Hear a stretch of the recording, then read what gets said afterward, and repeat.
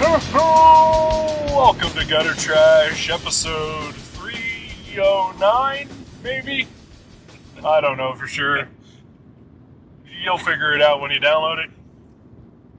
Tomboy by Liz Prince. My name is Eric. And I'm Jason. So, this is weird. It's always weird. That is true. But you may notice a difference in quality in this episode. And it's not going to be higher, so don't get your hopes up. Nope. And it's also not going to be content quality, just sound. We're mobile. We are mobile. We are super mobile. Well, what do you think we're doing right now? 77 miles an hour. 77 miles an hour. We 11 more miles, and we can start traveling through time. Okay, I'll try to hit it. We are on the road. We are. We are heading up to Cleveland, Ohio for Genghis Khan. That's right. Technically, you're going to be at Genghis Khan.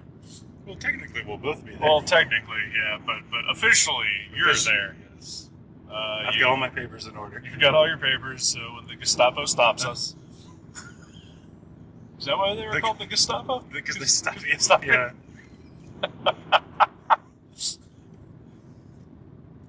Yeah, so we are recording this on my phone. Hopefully it's not too terrible. But we read a book, and we're going to talk about it, but we're road tripping. Yeah, I love road trips. I do when I'm not driving. Yeah, oh really? See, I love it when I am driving. So See, we're good perfect. road trip buddies then. We are. One might say we complete each other. We do.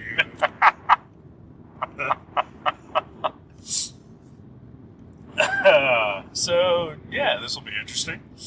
Because you'll hear a turn signal now and then, or... Hopefully you won't hear a car crash. God, I hope this not. This will be like the black box recording for Gutter Trash. It's like, what happened? Well, Eric was, feeding Jason Doritos, and all of a sudden, we hear him slam on the brakes, and the Doritos crunch really loudly, and then that's pretty much it.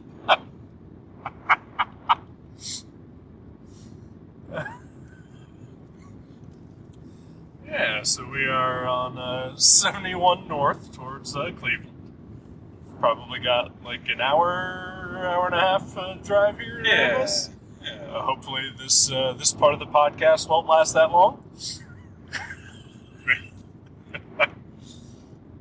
Yeah. So, we read a comic. Yeah, we read Tomboy. We did, by Liz Prince, whom I had never heard of. Oh, really? Prior to you picking the book. Yeah, I remember you saying that last time. It surprised me. Yeah. But she's done some stuff. Yeah. Yeah. Including this book we read. Yes. Yeah, this book is not brand new. It's maybe a year or two old, something like that. But I hadn't got around to reading it.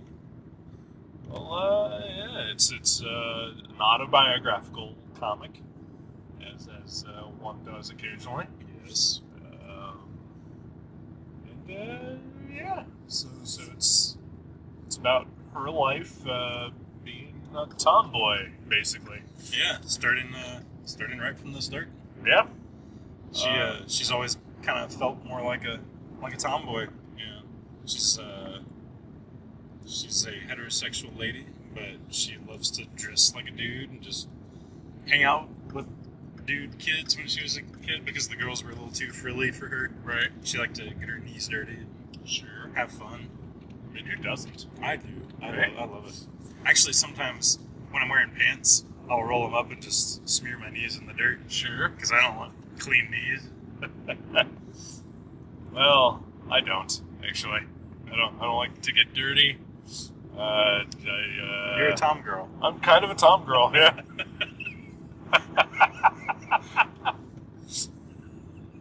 You're wearing that gaudy dress right now. Well, sure. You're just more comfortable. I am. This is what I want to wear. I am tired of wearing pants. Yeah. All week at work. Yep. Even casual for a cause, they won't let you wear your dress that way. Nope. But yeah, Tomboy. It's basically kind of centered around her grade school and high school life. Pretty much. Like the majority of it, I think, takes place from like the ages of like 9 to 17, something like that. Yeah. But we get a little bit of her origins. Yeah. As a 4-year-old girl, she decided she never wanted to wear dresses again. There's a big truck going by. Yes, there is. There we go. Say hi. I guess this is going to be happening.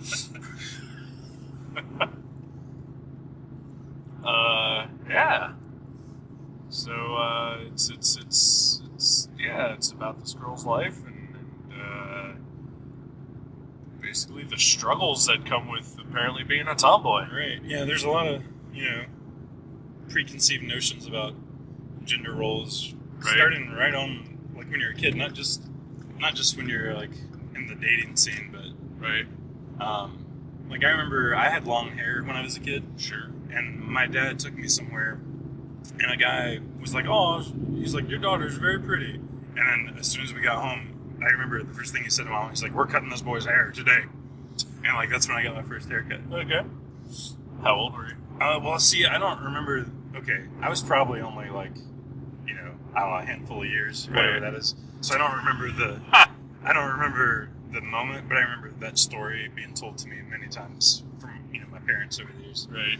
So yeah, I mean, it's a thing where like they're like, oh, boys are one way, girls are another way, Right. And we are we're older than Liz Prince is in real life. Yeah. And so we and our parents, I'm guessing, are probably older than hers are. So I think we both come from a generation where especially men, like our dads, probably are very regimented in gender roles. Yeah, exactly. And what they think of it. So, because I know my dad was never a fan of me when I had long hair. Right. But like I didn't have long hair until I was in junior high school. Right. Yeah, because that's when I got into like metal and punk rock, and I was like, yeah, I'm gonna be like that dude. Yeah. Right. I'm gonna be an individual just like that guy. Right. Yeah. Where's my flannel? Yeah.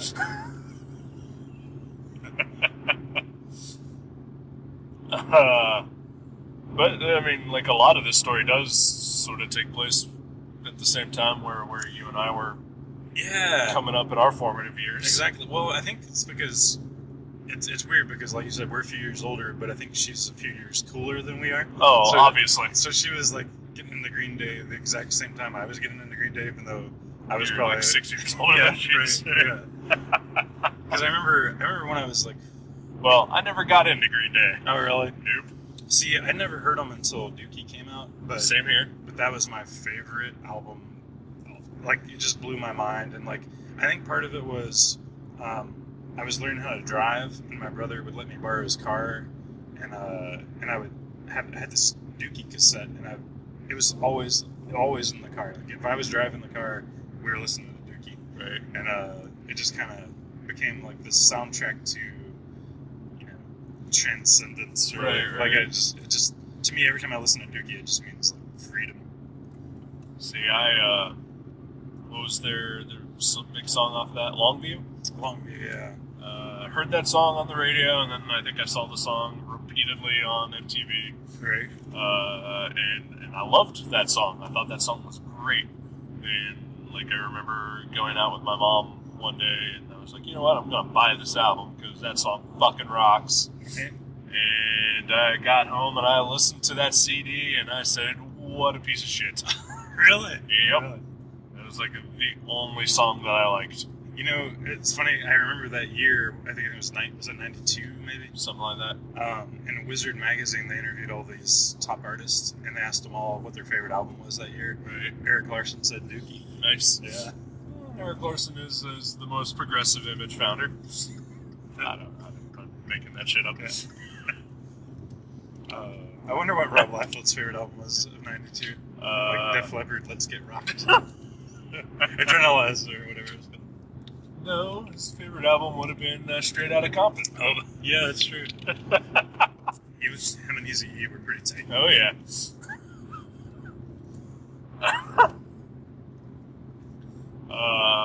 Yeah, so Liz is like in addition to feeling more comfortable in boys' clothes, she's kind of into some odd stuff. Like she's into comics and punk rock, and just some things that little girls or like younger girls aren't associated. Right. Yeah. For at least at that time. Right. And it's I think the majority of our review of this book is pretty much going to come from like this discussion of our own recollections of our youths and now where we stand as and I use this term loosely, adults. Right? Hey, speaking of which, there's a big sign here that says adult. Really? Yeah. Oh. Then maybe we are. We're officially adults.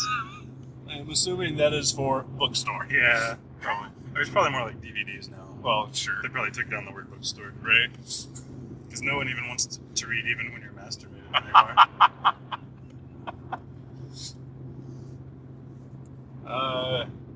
But yeah, I mean, and it's weird because like the points that she brings up in this book are just, how ingrained we all are with, what gender roles should be, right? Like from a very early age, and like some of us, I would say that you and I, probably, can look back on it and say, well, that's fucking ridiculous. Right, yeah, it is. Because, why shouldn't anyone be allowed to dress how they want, act how they want, listen, or like what they want at any point in time? Exactly.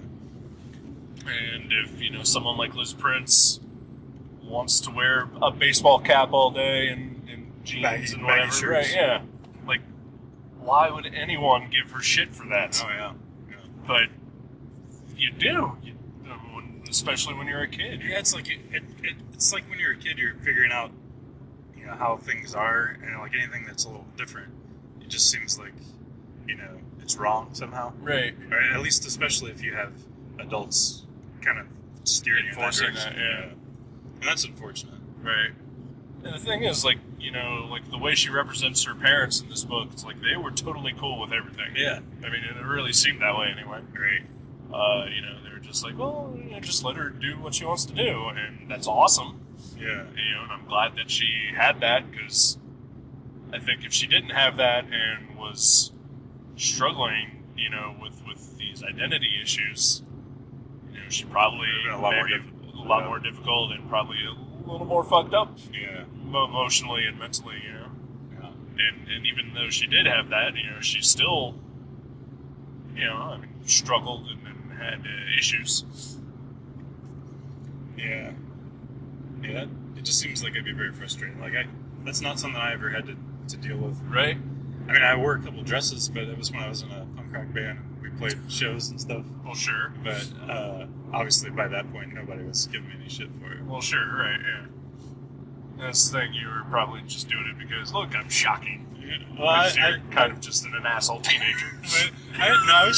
I was just having fun. I was actually trying to fuck with my bandmates because they didn't know I was going to wear a dress, and we started playing the show, and I had pants on, and halfway through the set, I took my pants off and pulled my shirt off, and I had a dress on. All right. So that was more like to fuck with them, really.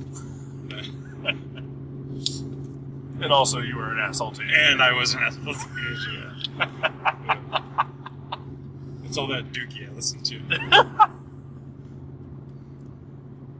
Yeah, and you and I, we definitely had it easy, because we're dudes. Dudes kind of get a lot of shit just handed to them. Yeah, we don't have to deal with, like, we get this, like, I'm sure you had this, I always hated the, like, spontaneous erection in class when you're, like, sitting there, you're like, oh, shit, I have an erection all of a sudden, and then, inevitably you're called upon to do a math problem on the board. Sure. And you're like, oh, good, I'll just walk up there with this book over my dick and no one will know. Well, I didn't have that problem because I had self-control. Not me. Like, oh, there goes one right now. I've never figured it out. I am giving you a hand job. Yeah. Well, yeah. We're on a road trip. Yeah, it's kind of like you didn't have gas money, so. Exactly. And we're doing a podcast, otherwise I'd be giving you roadhead. Right? Yeah, you can't do that on a podcast. That's naughty and weird.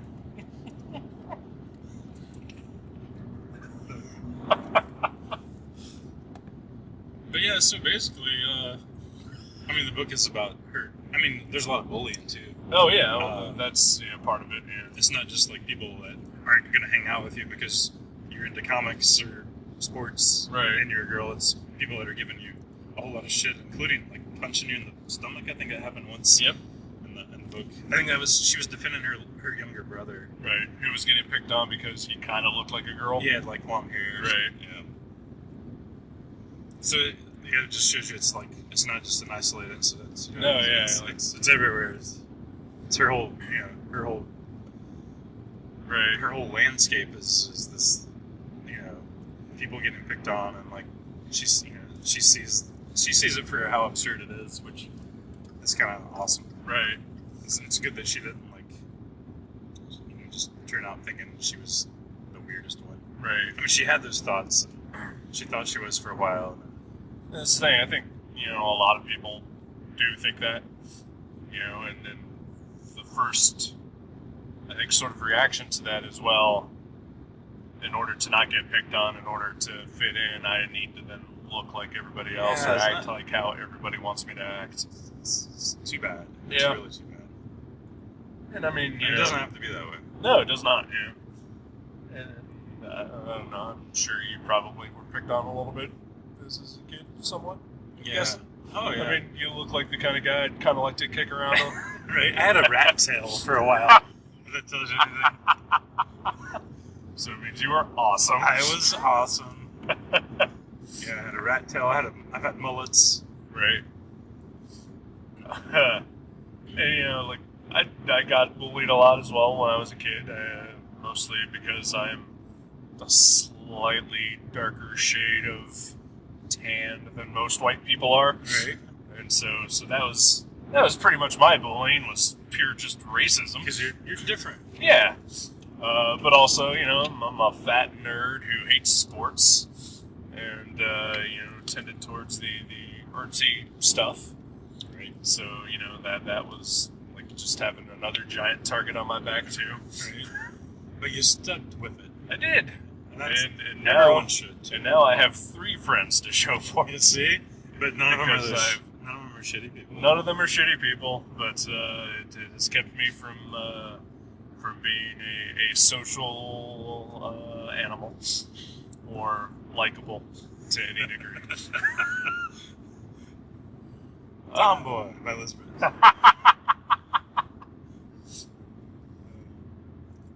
But I mean, it's a really good book. It is awesome, and like, we've just been talking about the subject matter, but I think she is seriously one of my favorite cartoonists as far as just.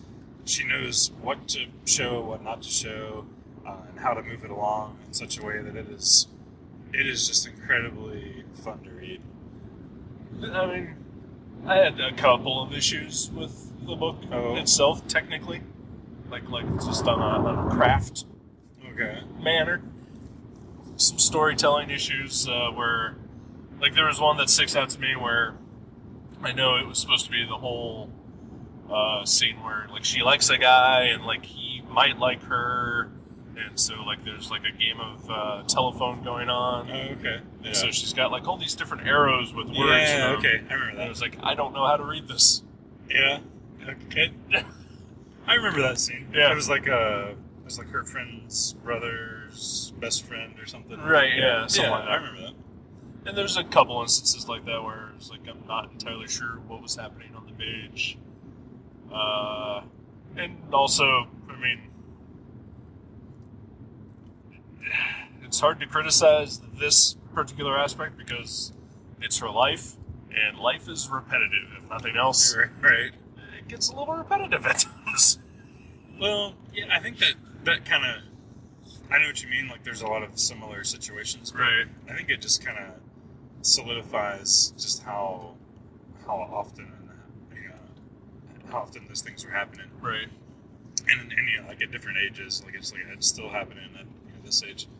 And they were, they were different enough that I never felt like it got stagnant or No, I boring. mean, it was still entertaining, and I mean, I certainly laughed out loud multiple times as I read it. Right.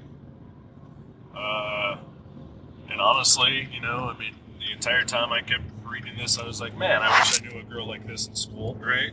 Someone who fucking loved Ghostbusters and, had a watch with a siren on it. Right, yeah. Yeah. I mean, like in one of the first chapters, she talks about like presents that she got, and she got one of the, was it the Screaming Egon or something like that? I had that toy. I had the Venkman one. Okay. But I love the scene of her, like, she creeps up into her doll, like, she makes it creep up into the dollhouse and, like, scare the dolls. Just the way that scene was done, it delighted me. Like, that was great. Yeah, I had that exact same Egon toy.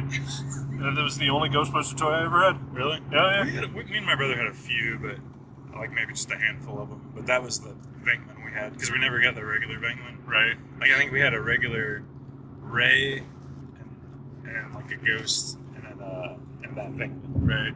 No Winston? No, we didn't have Egon or Racist. we didn't have Egon either. We just didn't get them all. Actually, nobody's favorite Ghostbuster is Winston, so. Well, I mean, he kind of came along towards the end, and like, right?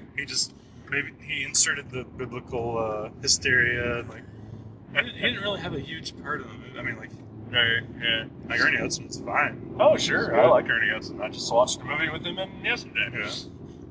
Leviathan, folks, don't check it out. Or do, watch Comet TV. It'll be on 6 times in a row.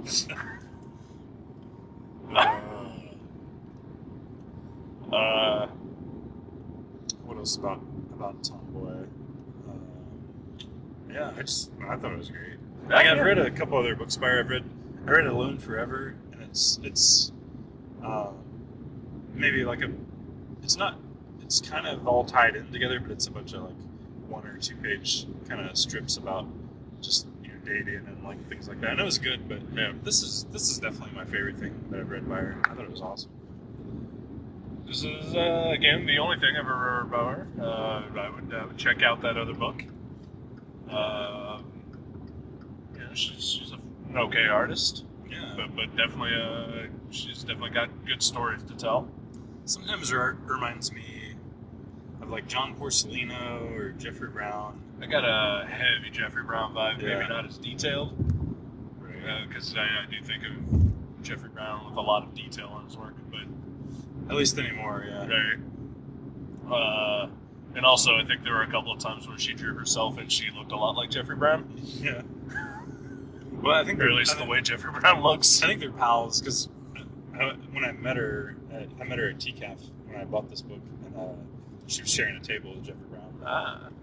So I'm pretty sure they're pals. That's why I was thinking this book was a top shelf comic, because it was the top shelf table. Okay. But it's like Zero. No, it was Zest. Zest. That's who it was. Yeah. The soap company. That's right. And that's the way I felt after reading this. I felt zestfully clean. Oh, that's nice. Yeah. You didn't actually take my book into the shower with you, did you? Well, of course I did. Okay. I mean, not a shower, but a bath. Oh, okay. Just a nice hot bath. Some bubbles and That's candles. pleasant. Because, fuck gender roles. I'm kind of a girl at times. I love taking baths. Like sometimes I'll put candles up, and I'll get a Billie Holiday CD. That's my favorite CD to listen to when I bath. And I haven't done this in years actually, but when I did, it was like the best moment of my life. And I'd like listen to Billie Holiday and have a candlelit bath for like 45 minutes. It was amazing. This sounds great. It was pretty great. I mean, maybe not my musical choice, but, everything else You about listen to Anal Cunt. it. Oh, of course.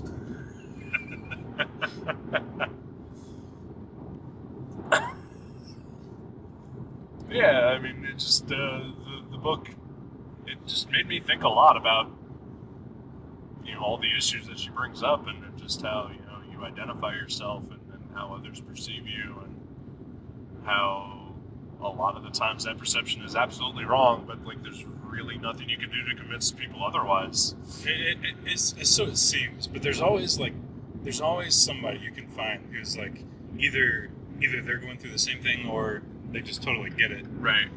And she had some friends like that were kind of, like I think one of them was like Aaron or somebody. Yeah, Aaron and Terry. Yeah, and like they kind of got it, and like they were like, yeah, she's awesome, and right. We're just having fun. And I think that's another thing that is worth mentioning is this book might be just a really good thing for younger people to read. Oh yeah, absolutely.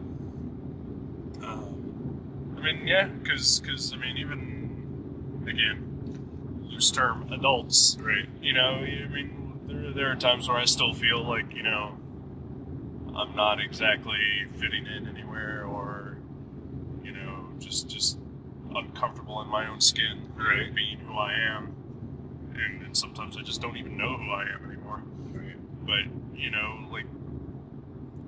at those times, I do kind of wish that I'd had maybe something like this to read, where it's like there are other people out there who are just as fucked up, and they're having so many problems too, and getting through it splendidly, like she appears to have. Oh yeah. And she did have, her friends, and then I know that, like, there's one friend who recurs throughout the book where she basically feels like she was betrayed by her because she decided that, she liked being girly. Right. Well, I think, her friend kind of, like, they made this pact to, like, girls suck, we're just going to be ourselves. Right. Being what society says is a girl kind of sucks, but her friend kind of noticed that when, she would wear tight shirts and boys seemed to like that. Right, yeah. So, and like, when she did more girly things, she got more attention. Yeah. But, and that's the thing, it's like, you read this and you're just like, well, yeah, you do pay attention to the girl with the tight top who, is it's ingrained in our DNA. It really is. But, I think ideologically we'd all probably rather be with a Liz Prince. Oh, yeah. Because she's just way more awesome, and she's super cute. Because that too. Like I mentioned to you earlier, I was like, I don't know if I should mention this in the show, but like I met her once. I went with Kathleen to TCAF, and I got a Dazzler drawing for Kathleen from Liz Prince.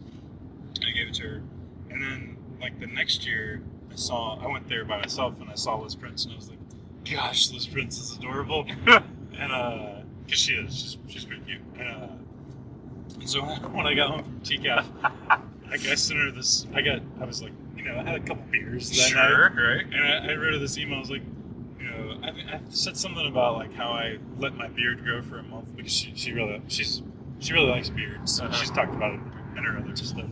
And I didn't touch my beard for like a month before I got there. I was like, I really let my beard go just so, I could try to hit on you, and like, you're awesome and your comics are great.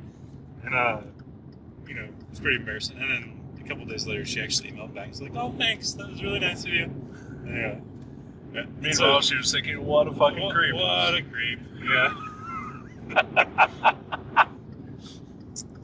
So there was that. Yeah. Oh, you know what? That is a hardship of a male.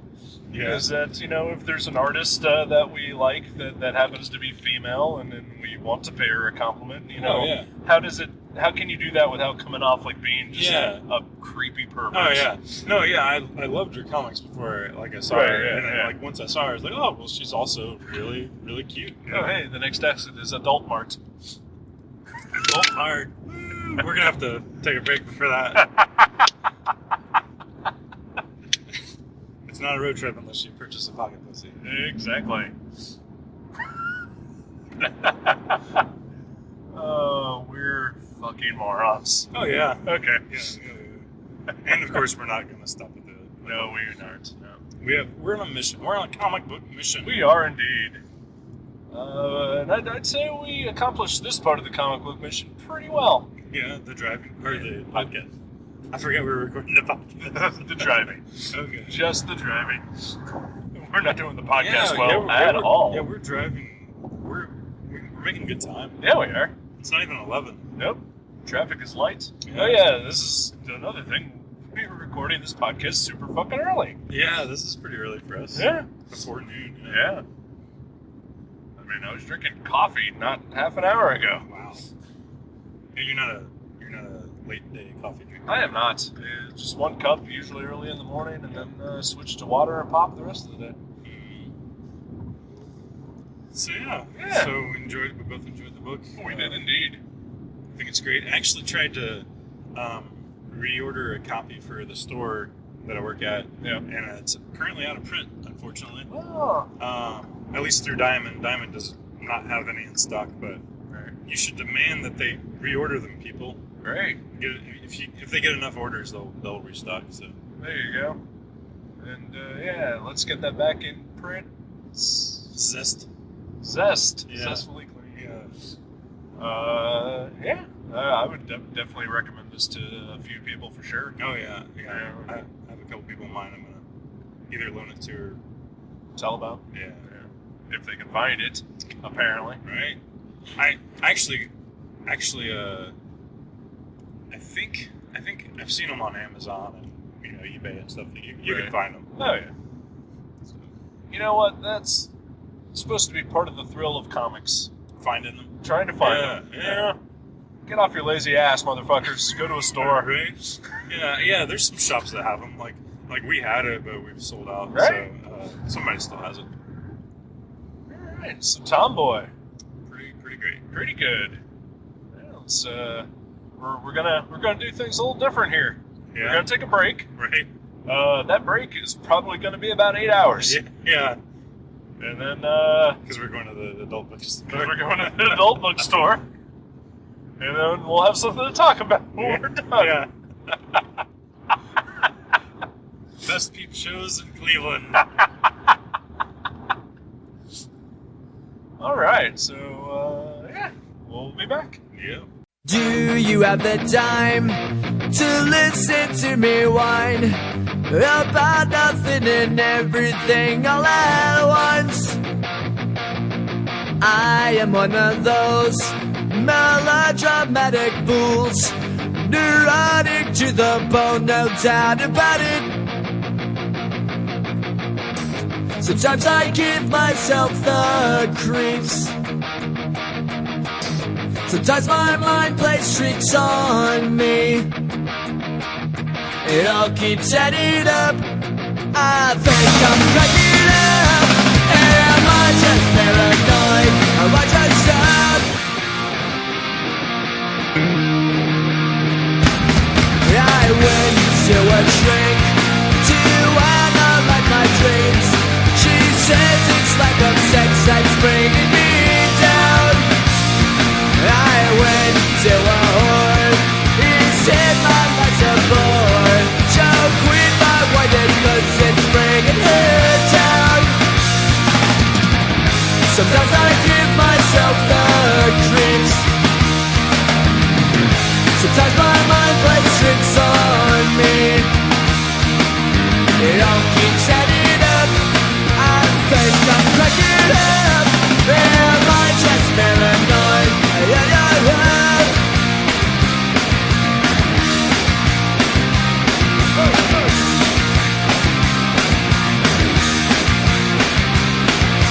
Grasping to control, so I better hold on.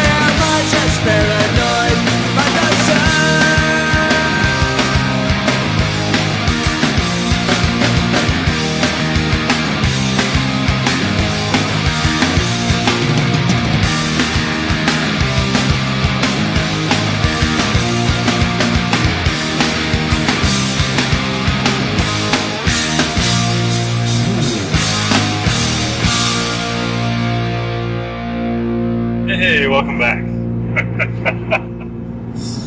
Welcome back indeed. It has been 9 hours. And I think that might be our longest break ever. I think so. Or unless, I think maybe we recorded a first half on different days. Oh, really? I think we have at least once. So maybe our second longest break, right? Yeah. Yeah, we're actually back on the highway. Yep. Heading home from the show now. Right? Yeah. 71 south, back to Dayton. So so that was the thing that we did. Yeah, Genghis Khan, baby. So maybe we should walk people through this. Neither one of us had ever been to Genghis Khan. Nope. And did we mention earlier that this is in Cleveland? It's in Cleveland. Yeah, Lakewood. Lakewood. Yeah, Pretty close, right? It's pretty close. Yeah. It's probably my favorite name of any convention ever because it's really good fun. Right. Yeah. It was a pretty cool show. I would recommend it for small press people. It was maybe a little slower today than they usually are. According to one of the exhibitors that I talked to, he said last year it was really busy. Huh. He said this year was a little slower, but was it on the weekend after Thanksgiving last year as well? Yeah, I don't know. I can't remember if it was. Because I think that probably is a factor. Yeah, a lot of people out of town. Right. Or leaving town. Right. Yeah. Or spin out after Black Friday. Sure, yeah. Saving up for Cyber Monday. Exactly. See, for me, Cyber Monday means something totally different. What does it mean for you? It means let's have sex with somebody on the internet. That's just Monday. Oh, okay.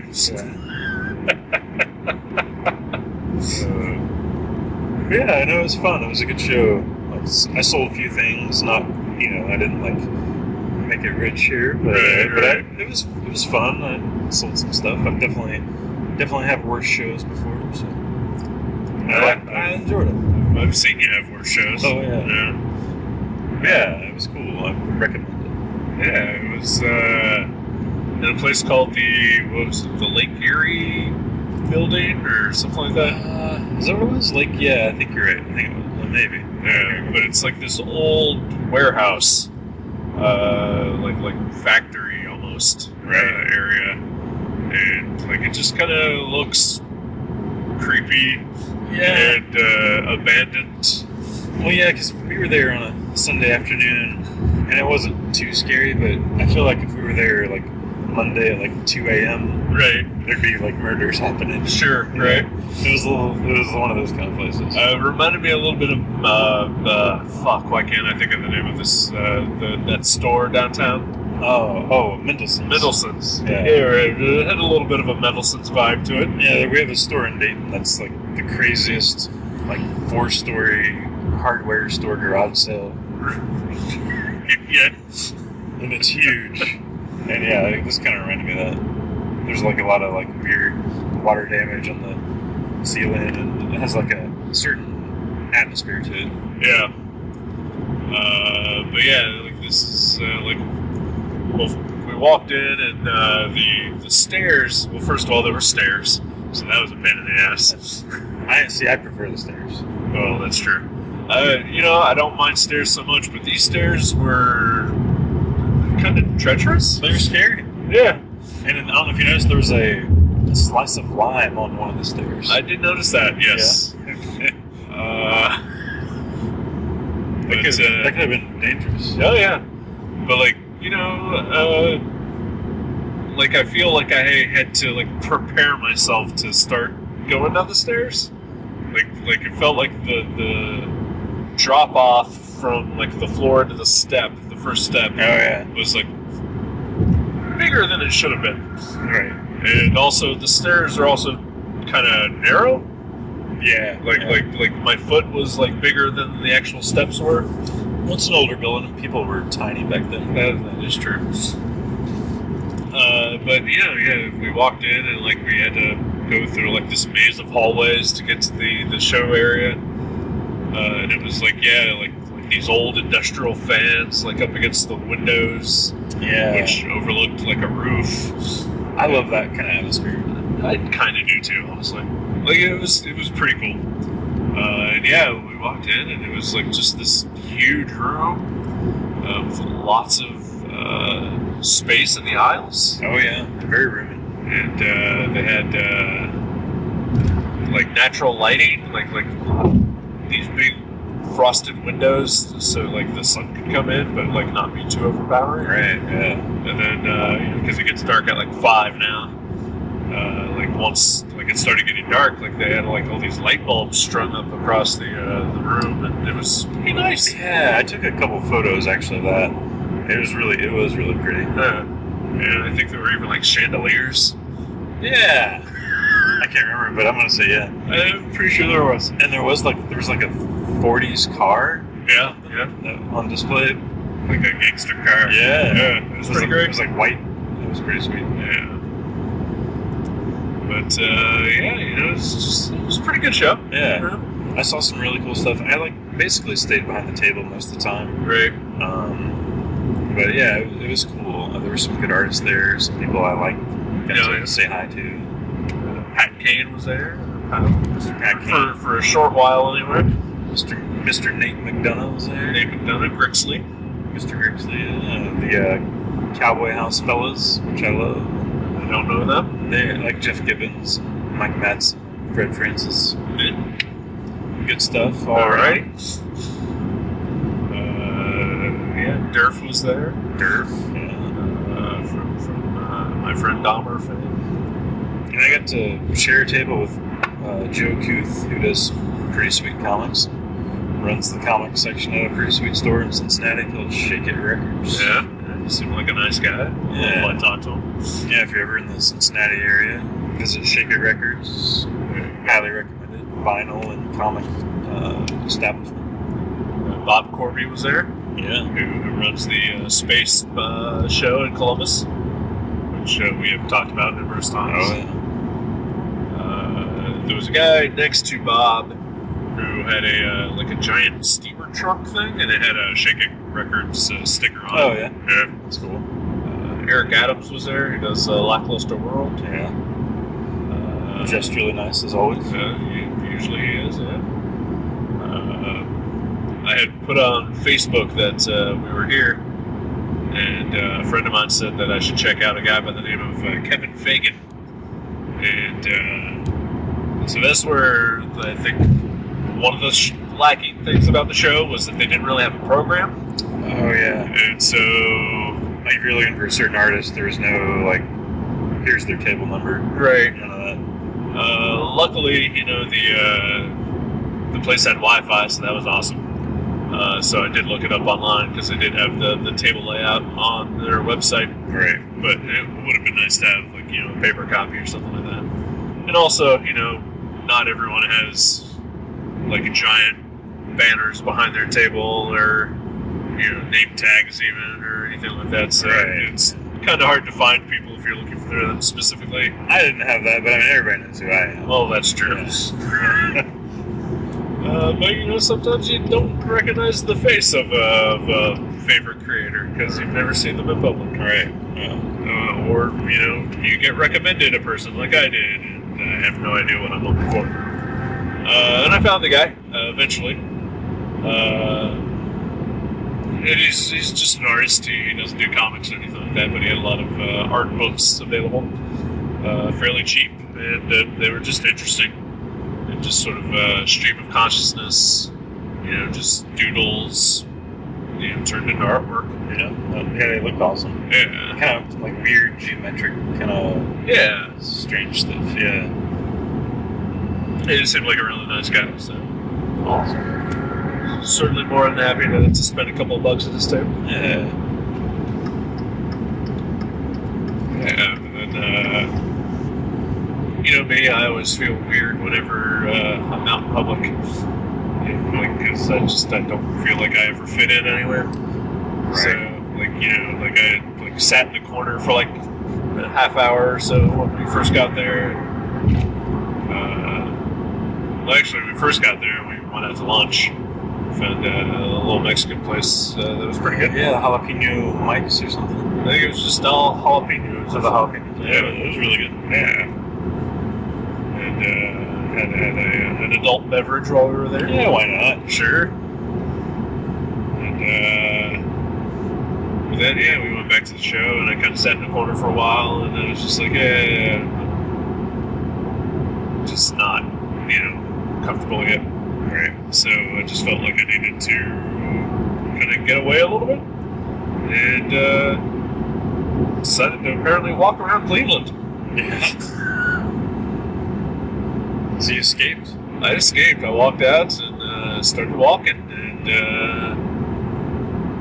eventually I found like a Circle K and a tiny little gas station, and I went into a Mexican grocery store, which was actually kind of awesome, right? Because they have a whole bunch of weird shit that you don't normally see at a normal grocery store, like toys and candy and stuff. Not so much toys, but definitely candy. And I walked past their bakery section. Oh. They fucking had chocolate chip cookies the size of Frisbees. Oh, wow. You didn't bring me one? If I would have thought about it, I totally should have.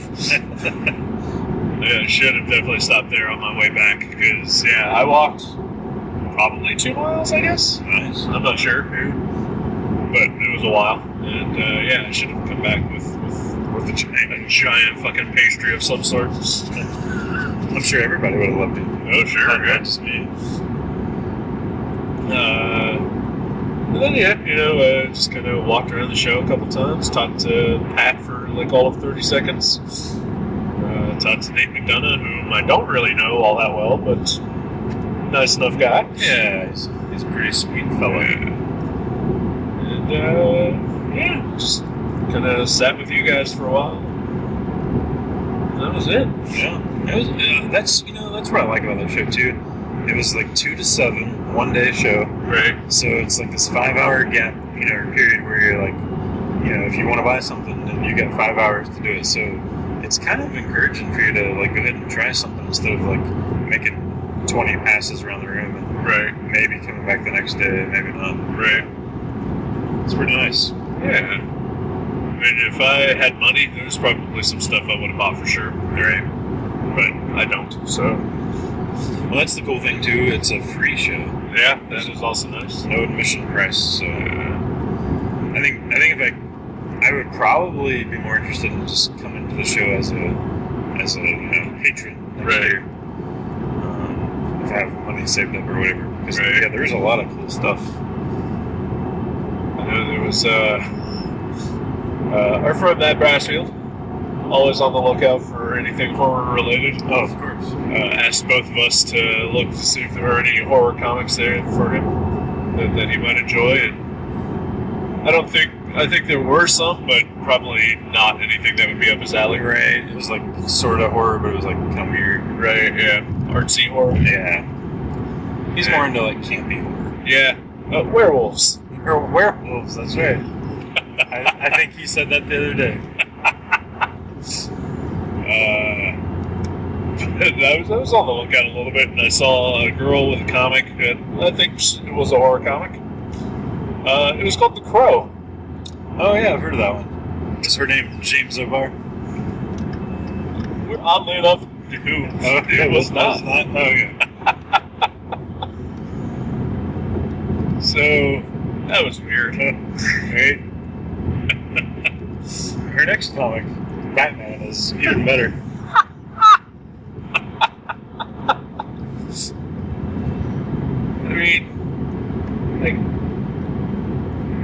I know that you can probably have 2 things called the same thing. Yeah. As long as they're very different from each other. Right.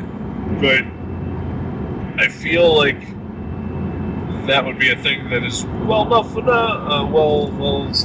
right? That it'd be like, oh, I'd probably should call it something different, or call it like, she could call it like, I don't know her name, but it'd say her name was like Wendy Birkin. You could say Wendy Birkin's The Crow. Right? Yeah, you could do that. Yeah. Or The Crow UK. Yeah, that's what we see. Since is that usually what happens when there's like two mans, the same man? Yeah. Maybe she doesn't know. Yeah, it could be. I mean, she might have just got into comics. It's true. And there hasn't been a Crow comic in a while. That is also true. Or a movie. Yeah. Also, I will say this. I think you, me, and Bob Corby are probably the oldest people in that room. Oh, yeah. Yeah. Kind of takes a bite out you, don't it? A little bit. You look around and everybody's like, yeah, I'm 25. And you're like, what did you say? You're how old? Yeah, most of those people could have been our children. Yeah. We're pretty close. Right? At least our younger siblings. Definitely. I'll also say this. I would say 50-60% of the crowd looked exactly like Matt Fraction. A lot of fractions there. Yeah. Yeah, it seems like there's sort of maybe an artsy, like I don't know if I'd say hipster, but I would say hipster. I mean, it was like more like artsy though, where they didn't all look like they were trying to like be cool. They just looked like they were kind of odd artsy people. Right. Like to me, when I think hipster, I think of people who are trying way too hard to seem cool. And some of these people didn't seem like they cared to be cool. They were just like real artsy and strange. I don't know. I would definitely say hipster plays a part in it. Yeah. But hey, whatever. Yeah. I mean, going back to the comic that we talked about, we definitely shouldn't be judging people. Right. Exactly. Yeah. Which is sometimes a hard thing for at least me to get over. Yeah. Just to kind of just let that alone. I'm sure we all judge a little. Oh yeah. But yeah, like there was a guy talking, sort of around and at us. Oh, towards the end of the show, who started complaining about like somebody else and their taste in music, and I was just like, or just let people like what they like, right? Yeah. Yeah. He wasn't my favorite customer that day, but well, he didn't buy anything, so he was not a customer. Right.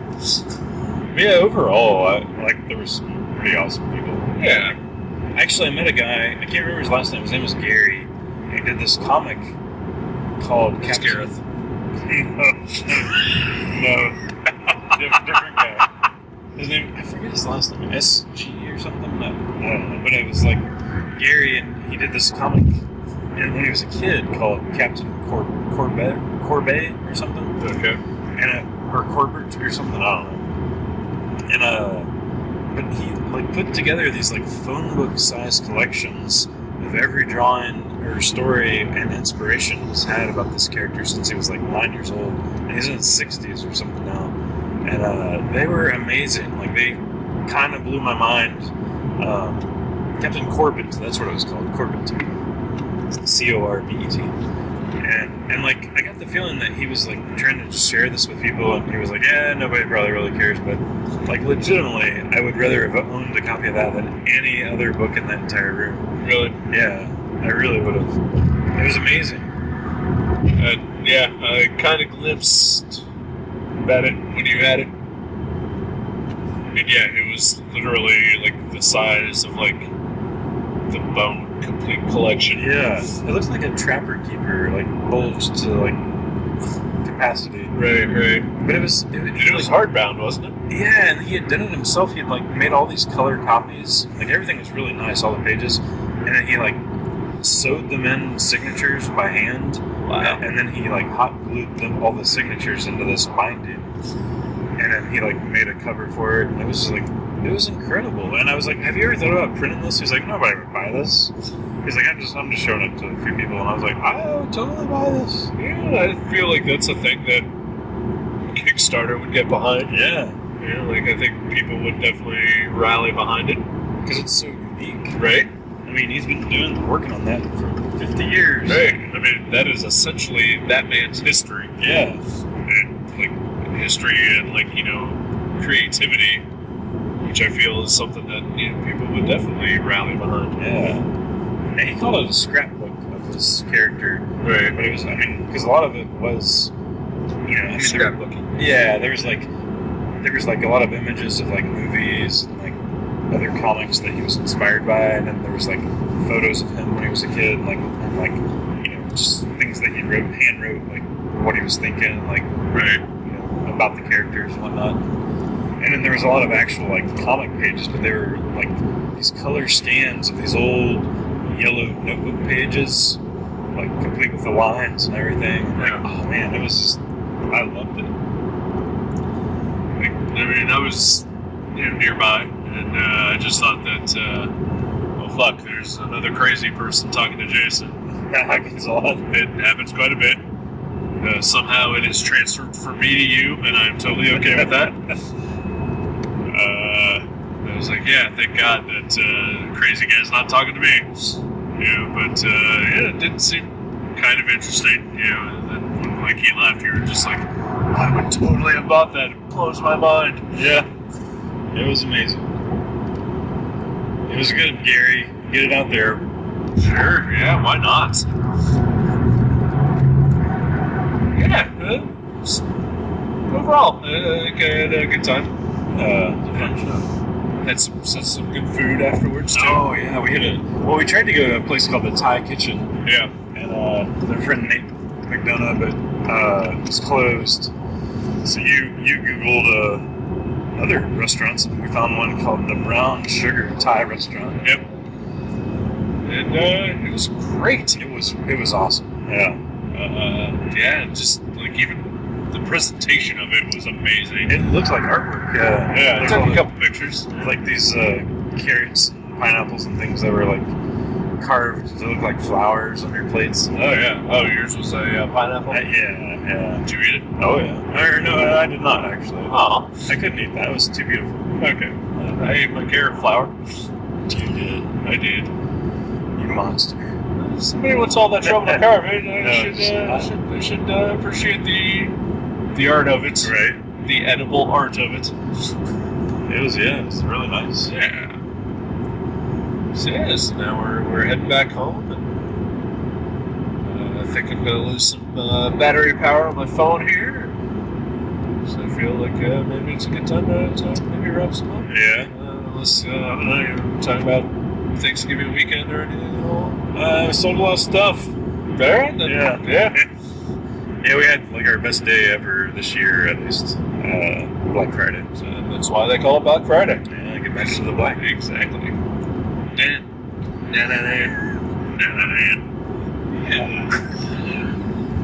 But one thing I did find out at the show today, I was talking to my neighbor Joe, and I was like at a loss on what movie to pick for my movie pick. Oh yeah. And he suggested an older film starring Sam Neill. I like Sam Neill. Me too.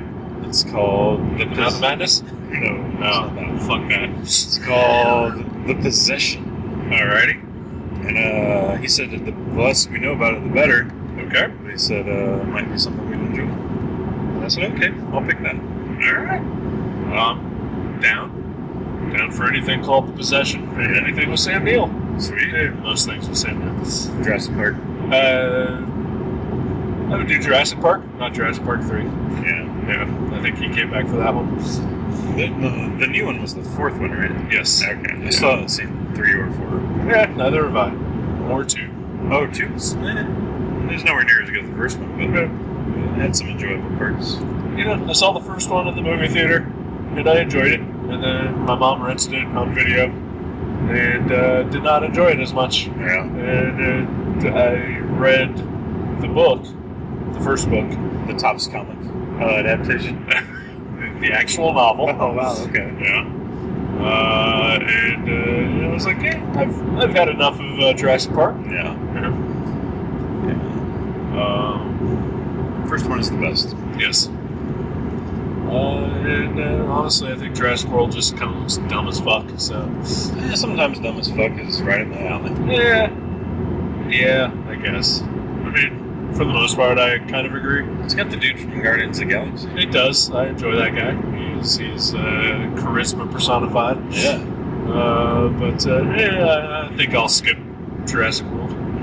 But I will not skip Possession. That's right. Is it just Possession? I believe so. Okay, there's no the. Yeah.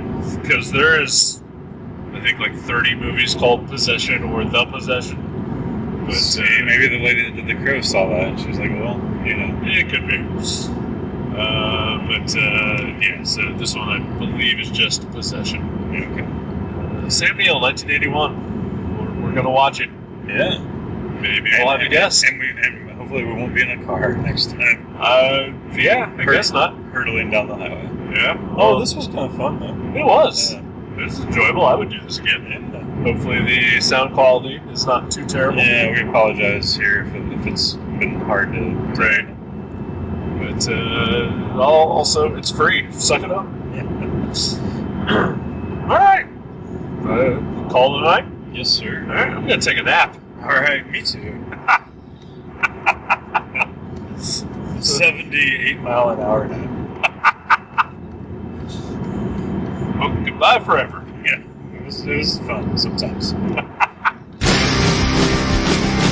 Thank you for listening to Gutter Trash. You can subscribe to the show from guttertrash.net or from iTunes and leave us a review.